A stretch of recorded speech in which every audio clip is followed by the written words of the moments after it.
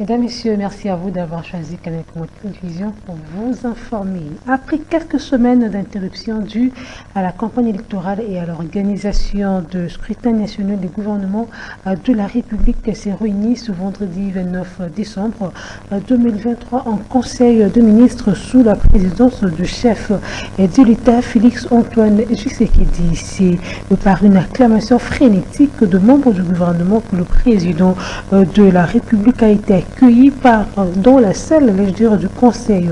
J'ai reçu la confiance du peuple congolais et nous devons travailler très dur pour maintenir cette confiance. L'ordre du jour de cette 120e réunion du Conseil de ministres a prévu, outre la traditionnelle communication du chef de l'État, l'état de la situation sécuritaire et l'économie nationale.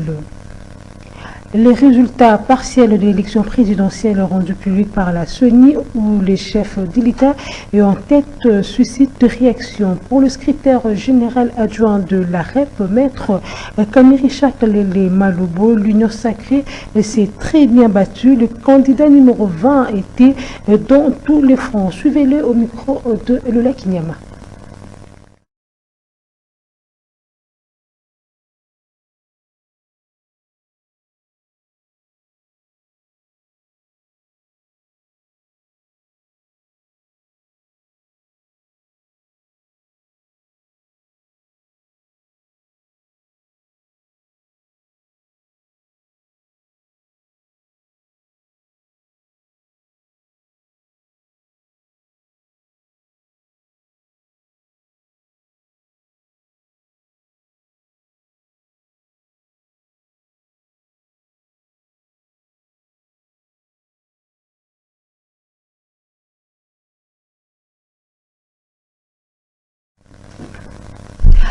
Alors, vous venez de suivre plutôt ce premier élément. Je disais tantôt, mesdames, messieurs, le résultat partiel de l'élection présidentielle rendu public par la CENI, où le chef de l'État, Félix-Antoine Tshisekedi, est en tête, suscite des réactions. Pour le secrétaire général adjoint de la REP, maître Kamiri Chakalele Malubo, l'Union sacrée s'est très bien battue. Le candidat numéro 20 était dans tous les fronts. Suivez-le au micro de Lola Kinyama.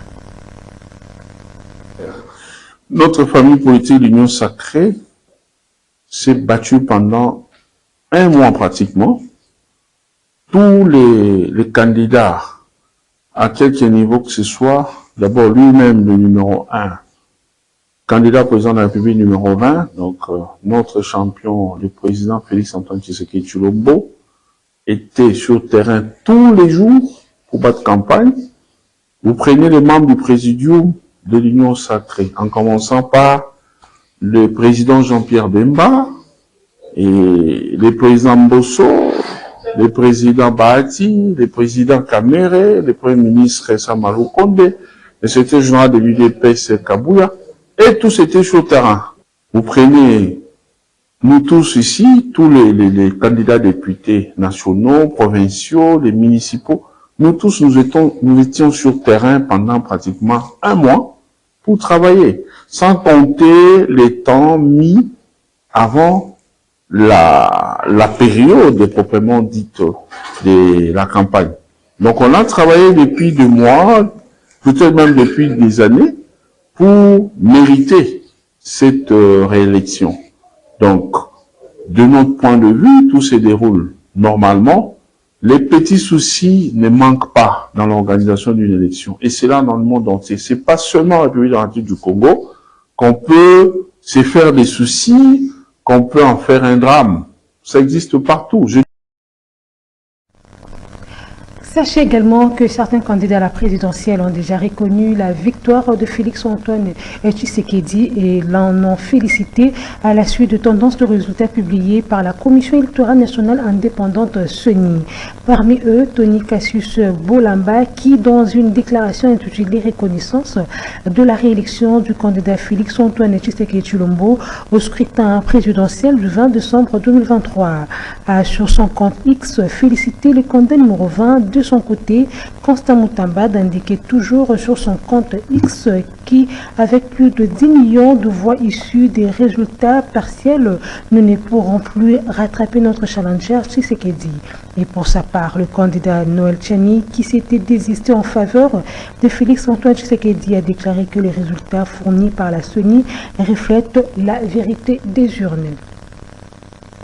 Notez également que le résultat provisoire de l'élection présidentielle sera publié le 31 décembre 2023 et pour les élections de députés provinciaux et nationaux le 3 janvier 2024. Enfin, pour les élections des conseillers communaux, c'est donc le 4 février 2024. Dans les rues de Kinshasa pour recueillir les réactions de la population au sujet des résultats partiels de la présidentielle publiée par la CENI.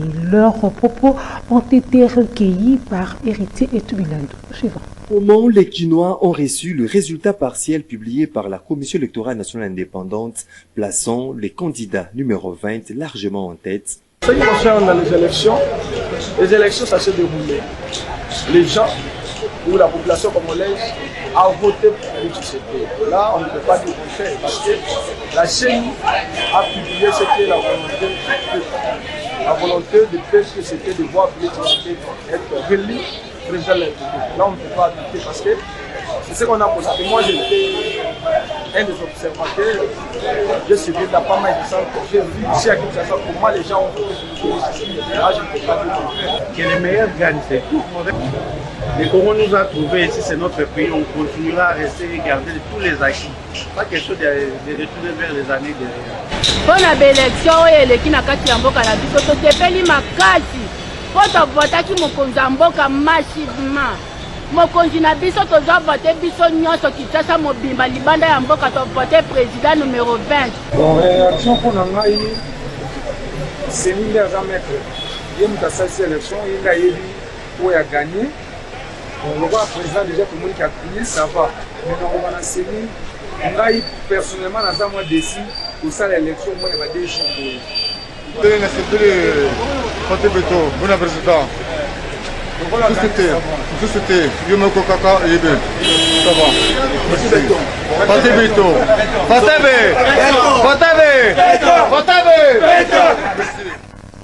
Quittant la ville de Kinshasa pour la partie est de la République démocratique du Congo, le gouvernement provincial de l'Ituri sous l'état de siège met en garde le politique qui tente de déstabiliser la province à travers des manifestations. À en croire le lieutenant Jules Ngongo, la population, surtout la jeunesse, ne doit pas répondre à l'appel de manifestation. Suivez-le au micro de notre correspondant sur place, Joël Kamapou.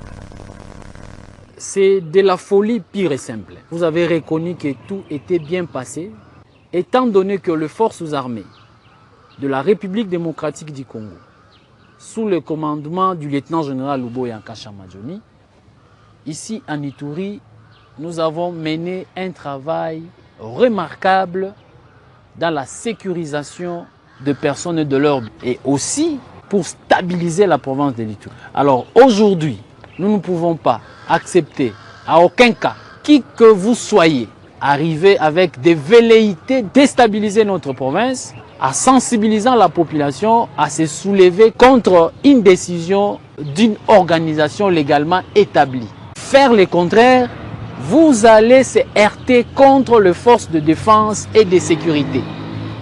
Parce que la calmie que nous vivons, c'est au péril de notre vie. La modernisation de la ville que vous observez aujourd'hui, nous avons consenti beaucoup de sacrifices et nous avons déployé beaucoup d'efforts pour y arriver et pour observer ce que vous voyez aujourd'hui. Devant ce genre de déclarations, nous mettons en garde tous les politiciens et plus particulièrement au candidat député national Gracien de Saint-Nicolas. S'il continue à vouloir déstabiliser notre province, à vouloir manipuler les jeunes, à instrumentaliser les jeunes comme il en a fait pour les déplacer, il veut maintenant réitérer cela. Je le mets en garde et je l'exhorte d'abandonner ces chemins parce qu'il n'y aura pas une issue pour ce genre de comportement ici en Ituri pendant cette période. Les leaders communautaires ont ravivé la conscience collective d'appeler leurs enfants à la retenue, d'appeler leurs enfants aux valeurs, à pratiquer le valeur républicain. Le contraire, c'est que je disais en Swahili, Batakula Monchi. Il y a eu des élections, il y a eu ceux-là qui ont voté, et nous devons tous attendre le résultat. Et j'appelle toute la population de l'Ituri, au nom du gouverneur militaire, le lieutenant-général Luboyaka Chamadioni, d'observer un comportement républicain. De graves inondations touchent plusieurs quartiers de la ville de Kinshasa, du sud de fortes pluies et de la montée historique des eaux du fleuve Congo ces derniers jours. Un constat établi par Onésime Tingali. C'est une très forte pluie qui s'est abattue dans une grande partie de la ville de Kinshasa. Quelques principales artères et avenues ont été inondées par l'eau de la pluie. Des habitations de plusieurs quartiers engloutis dans l'eau. Les familles ont perdu leurs biens matériels et ont été obligées de se déplacer pour éviter les pires, les eaux ayant traversé les maisons. Outre les fortes pluies, la montée historique des eaux du fleuve est à la base de ces graves inondations, notamment au quartier CPA dans la commune de Mongafula, où la situation a impacté sérieusement les quotidiens des habitants. L'eau n'a jamais atteint cette hauteur, comme vous pouvez voir déjà. En tout cas, ce matin, on a été très surpris. Déjà parce que il y a eu une pluie très forte, il a plu toute la nuit. Et ce matin, en tout cas, on se réveille complètement submergé dans l'eau. Ouais, et les dégâts qui en sont, comme vous pouvez voir, on a dû casser le mur pour faire sortir les voitures par derrière. Donc l'entrée principale est complètement inondée. Donc nous-mêmes aussi, on est complètement dans l'eau, comme vous pouvez le voir. Mais la chose qui nous sauve, on peut dire entre guillemets, c'est que nous, on est en étage. Ouais, donc l'eau n'a pas atteint un certain niveau, mais nos voisins qui sont autour de nous, c'est vraiment catastrophique. C'est Pierre Mouchi, en faisant avenir du fleuve. Alors, moi, je suis là, je suis là, mais oyo yembala oyo débordé ndenge ya mabe ezalaki koya maleme ezomata et après tukanisaki kaka kozonga ekosaka ndenge yango ezongaka mais mati ndenge ya mabe après 2 jours alali na bana mai ekoteli nga na ndako na bana na biloko nyonso ebebi biloko mosusu etioli. Alors nde vraiment tozwa kosenga osecours bakonzi ya mboka oyo bato baza mitema mawa yokela biso mawa vraiment. Notez que la régie de voies fluviales RVF avait alerté mercredi les autorités publiques et la population afin de prendre des dispositions qui s'imposent pour se prémunir de ces inondations qui touchent Kinshasa.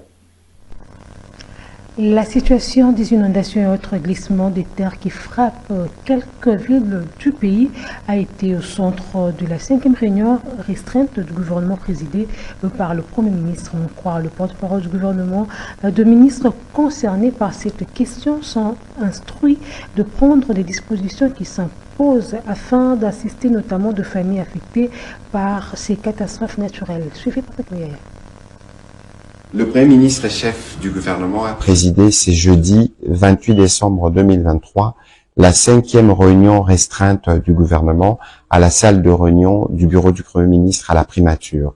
2 points étaient inscrits à l'ordre du jour de cette réunion restreinte, à savoir la communication du Premier ministre et chef du gouvernement ainsi que l'adoption de textes. La communication du Premier ministre et chef du gouvernement a porté d'abord sur les vœux qu'il a partagés avec les membres du gouvernement présents au cours de cette réunion, pour la plupart revenant de la période de campagne électorale. Ensuite, le Premier ministre est revenu sur les cas des inondations et des glissements de terre que l'on a observés dans les villes de Kananga, Kinshasa et dans plusieurs villes riveraines du fleuve Congo à travers le pays. Et à ces propos, il a donné la parole au ministre de la Solidarité et des Affaires humanitaires, ainsi qu'au ministre d'État, ministre des Infrastructures, qui ont été aussi associés à cette réunion restreinte. Le ministre de la Solidarité et des Affaires humanitaires a eu l'occasion de faire la présentation exhaustive de la situation à Kananga, à Kinshasa, dans les villes riveraines du fleuve Congo, ainsi que des dispositions urgentes qui doivent être prises pour permettre notamment de soulager les familles qui ont été affectées et d'intervenir pour assurer la sécurité des différentes personnes qui n'ont pas été directement touchées mais qui doivent, pour certaines, évacuer les lieux qu'ils occupent. À ces propos, il a été complété par les ministres d'État, ministres des Infrastructures, qui a présenté au gouvernement quelques axes pour trouver des solutions rapides pour les zones qui sont touchées. À ces propos, le Premier ministre et chef du gouvernement a instruit la vice-ministre, ministre des Finances, pour que les dispositions pratiques puissent être prises pour permettre de soulager toutes ces questions. Abordant le deuxième point de cette réunion restreinte relatif à l'examen à l'adoption des textes portant sur la prorogation de l'état de siège, la ministre d'État, ministre de la Justice et garde Sceaux, partant de la loi d'habilitation qui avait été conférée au gouvernement par l'Assemblée nationale, a présenté au Conseil le projet de texte portant prorogation de l'état et des sièges. Après débat et délibération, ce texte a été adopté pour que ces textes puissent prendre effet à partir du 29 décembre prochain. Commencé à 13h37, la réunion restreinte du Conseil de ministres a pris fin à 14h02. Toujours dans la province de l'Ituri, un ADF a neutralisé une otage criblée de balles. Tel est le bilan encore provisoire d'un accrochage entre le FRDC et le rebelle ougandais ADF à Koame. C'est à environ 5 km à l'est de Biakoto, chef-lieu de la chefferie des Babila Babombi, territoire de Mombasa. L'information a été justement livrée ce vendredi 29 décembre 2023 par le président du Parlement de jeunes de cette entité coutumière, Chanito Mayao, qui appelle la population civile à la résistance en dénonçant justement tout mouvement suspect et à éviter de fréquenter les champs en profondeur. Il est au micro de notre correspondant sur place, Joël Kamab. Nous avions reçu un corps qui est arrivé dans Biakato, à provenance de la brousse de Kawame. Et il y a aussi un rescapé qui est encore vivant, qui est interné au niveau du centre de santé, dont nos militaires l'ont aidé, l'ont retiré entre les mains de ces présumés ADF et lui transporté au dos jusqu'à lui amener à Biakato centre. Il y avait échange entre nos militaires et les ADF Nalu. C'est dans cet échange-là que nos militaires ont réussi à maîtriser un ADF dont ce corps continue à agir aussi dans la brousse. Et le message à toute la population, particulièrement à la jeunesse, c'est d'abord les appelons au partage des informations, qu'on ne néglige aucune rumeur qui peut provenir d'ici ou est là. Nous appelons aussi toute la population à la résistance. Nous appelons aussi la population de patienter, qu'ils ne puissent pas fréquenter les lieux où le massacre est en train de s'effectuer. La nouvelle année 2024, c'est donc dans quelques jours. Comment les Kinois attendent cette année sur le plan de préparation traditionnelle? Héritier de Bilando leur a tendu les micros. Suivez leur réaction. Sécurité za kitoko tomoni pe na côté onde tu vas peut-être musiko les gars de vende tomona okoma ba côté mususu omona pena ki bo pete na une bina on a tout pena petit tomoni la pena na bana yolo médical tomona ne ba faire des sensu ba tamboula na ba kepa de sécurité na côté pena sécurité za pe malamu pena les 1er décembre mais c'est quelque chose de premier na Noël. Le dossier n'a pas mis sur le fait malgré que dans la difficulté, il y a moi pas si vous cher mettre au côté et pas qu'il a un dernier président le dit à promettre sur ma ce qui est vrai que Dieu nous a fait grâce, on est là, ceux qui sont vivants, ils sont vivants. Pour moi, dans ces pays, c'est Dieu qui fait grâce. La fête nouvelle là, ça se passe bien. Malgré l'ambiance un peu froide, parce que nous sommes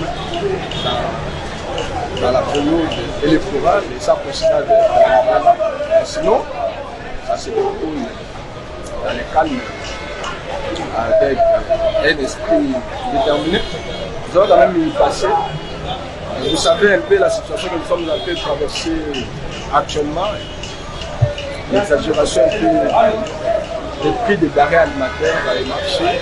Le panier aménagère c'est d'un état sain en fait. Malgré cela, tout ça se passe. Tout d'abord, la première des choses, c'est que nous sommes vivants.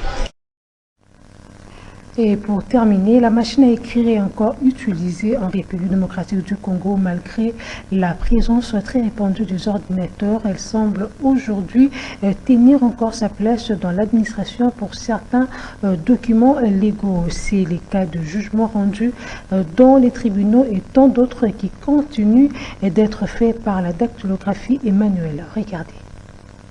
Dans les parquets et d'autres administrations publiques, le machine à écrire continue d'avoir du succès. Ici, devant le bureau des affaires foncières de la Gombe-Ngalema, le machine à écrire sont visibles. Les dactylographes indépendants qui œuvrent ici font la saisie pour remplir les procès-verbaux des dossiers fonciers, les imprimés de valeur et tant d'autres documents dont le format n'est pas encore adapté pour la saisie sur ordinateur. Considérée comme l'épicentre du secrétariat, la dactylographie connaît aujourd'hui un recul face à l'émergence des nouvelles technologies et de l'informatique. Cette machine, c'est de faire ce que l'ordinateur ne peut pas faire. Nous remplissons par exemple des cartes, nous remplissons par exemple des formulaires, nous remplissons par exemple des PV comme ce que je suis en train de faire ici. Nous remplissons des imprimés des valeurs. Parce qu'il y a des imprimés de valeurs qu'on remplit et qui demandent encore la machine à écrire ici. Donc, cette machine a encore sa place, en tout cas. Malgré l'évolution de notre machine, nous sommes limités. Donc, le travail que l'ordinateur peut faire en un rien du temps, nous le faisons peut-être... Nous prenons beaucoup de temps à les faire par rapport si nous utilisons par exemple l'ordinateur. Ce que nous utilisons ici sont des machines à occasion. Ce sont des machines à occasion, donc il n'y a pas vraiment un endroit là où nous pouvons acheter ces machines ici à l'état. Moi, je suis machine à écrire na biloko ezanga soko remarquer ba beta ka biloko wana kuna ko éviter tricherie. Zomona yango tuaka nango na ba contrat ba ko beta ko etikala ndenge ezali.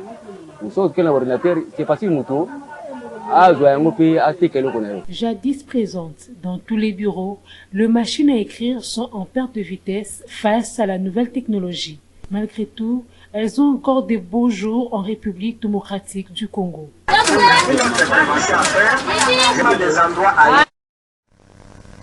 Voilà, mesdames et messieurs, ce journal est terminé. Merci d'avoir suivi et bonne suite de programme sur nos antennes. Au revoir.